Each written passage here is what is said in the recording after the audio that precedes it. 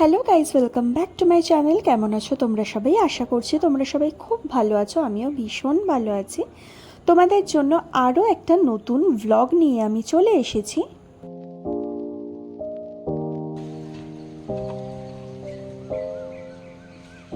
প্রত্যেক দিনই আমি ভাবি যে নতুনভাবে একটা দিন আমি শুরু করব এবং সেটা যেন ঠিকঠাক টাইমে এবং ঠিকঠাকভাবে হয়ে যায়, কিন্তু আমি মাঝে মধ্যে ফেইলড হচ্ছি। যেমন এই আজকে আমার ওঠার কথা ছিল ভোর 5টা থেকে 5:30টার মধ্যে, তো সেখানে আমি উঠেছি 6টার সময়।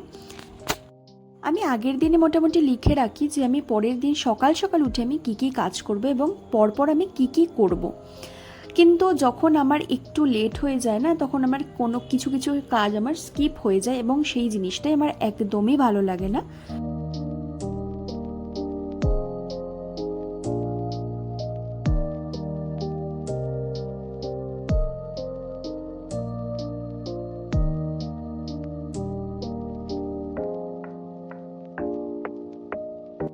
বাবানের ওয়ার্ক ফ্রম হোম রয়েছে, কিন্তু ওকে দিয়ে সকাল সকাল উঠিয়ে আমি ব্রেকফাস্ট বানাতে পাঠিয়ে দিয়েছি, কারণ ঘরের যাবতীয় আলাদা যে কাজগুলো ছিল সেগুলো আমি করব, তাই জন্য।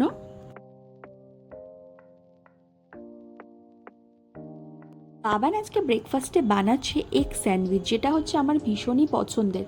অ্যাকচুয়ালি সমস্ত খাবারই আমার খুব পছন্দের, কারণ আমি খেতে ভীষণই ভালোবাসি। ওকে, তো খাওয়া দাওয়া নিয়েই তোমাদের একটা নিউজ দেওয়ার আছে। অ্যাকচুয়ালি এই চ্যানেলের না আমার খুব মিক্সড কন্টেন্ট হয়ে গেছে।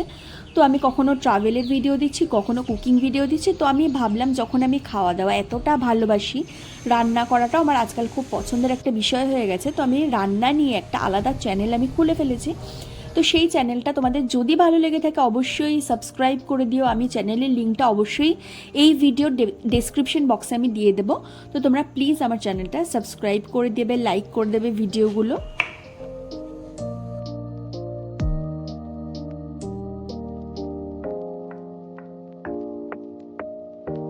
আজকে দুপুরে বানাচ্ছি হচ্ছে মাছের ঝোল। আর এই রেসিপিটা কিন্তু একদম মাছের ঝোল মুভি থেকেই নেওয়া। অ্যাকচুয়ালি সম্পূর্ণ আমাকে এই রান্নাটা খাইয়েছিল, আর ও আমাকে প্রথমে শিখিয়েছিল যে কীভাবে রান্না করতে হয়। তো যখন আমি রান্নাটা করছিলাম তখন তার সম্পূর্ণকে পাইনি, যাই হোক ওকে একবার ফোন করেছিলাম। তারপরে আমি মাছের ঝোল মুভিটা থেকে ওখানে একটুখানি মেনুটা রেসিপিটা দিয়ে দিয়েছিল। তো সেটা দেখে দেখে আমি ঝটপট বানিয়ে ফেললাম কাতলা কমলা, যেটা খেতে সত্যি খুব টেস্টি হয়। তোমরা কোনো সময় ট্রাই করে দেখো। এটার কিন্তু একটা স্পেশাল যে ইনগ্রেডিয়েন্টসটা আছে সেটা হচ্ছে কমলা লেবুর রস।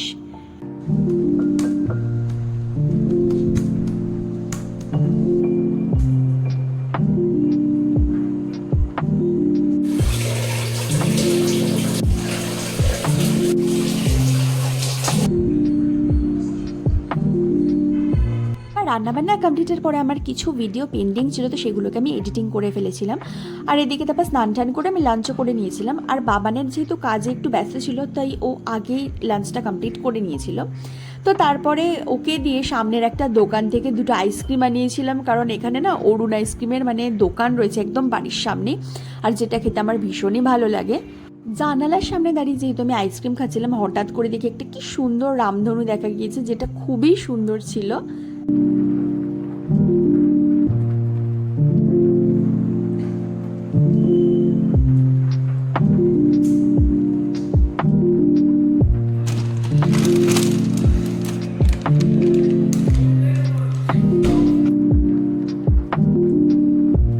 সন্ধ্যা হতেই না আমরা ডিনার বানাতে চলে গেলাম। তো আজকে আমার ভীষণই বার্গার খাওয়ার মন করছিল, তো ভাবলাম বাড়িতেই বানানো যাক। তো বাবানকে পাঠিয়েছিলাম বার্গার প্যাটি আনতে, কিন্তু অনেক দোকান খোঁজার পরেও একটাও বার্গার প্যাটি পাইনি কোথাতেও। তো তারপর ও আলু টিক্কি নিয়ে এসেছিলো। তো আলু টিক্কিটা আমি কখনো আগে খাইনি, তো ভাবলাম যে এটা দিয়ে হয়তো কাজ চলে যেতে পারে। তো যাই হোক, এখন আমরা বার্গার বানাই, তো টেস্ট করে বলবো যে কীরকম খেতে হয়েছে।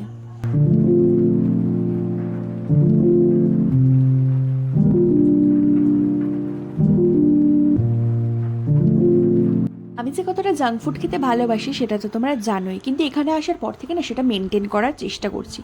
তো যেটা আমি বাইরে থেকে কিনে খাচ্ছি, তো সেটা আমরা চেষ্টা করি যেন বাড়িতেই আমরা বানাই। তো আমার তো কিছু কিছু রেসিপি তোমরা দেখেছো। বহুদিনের ইচ্ছা যে আমি একটা প্রোডাক্টিভ হেলদি রুটিন আমি ফলো করব, মানে ওটা একদিন দুদিনের জন্য না, সব সময়ের জন্যই ফলো করব। মাঝে মাঝে চেষ্টাও করি, বাট যাই হোক সেটা হয়ে ওঠে না। আমি চেষ্টা করছি, খুব শিগগিরই তোমরা এরকম একটা ভিডিও দেখতে পারবে।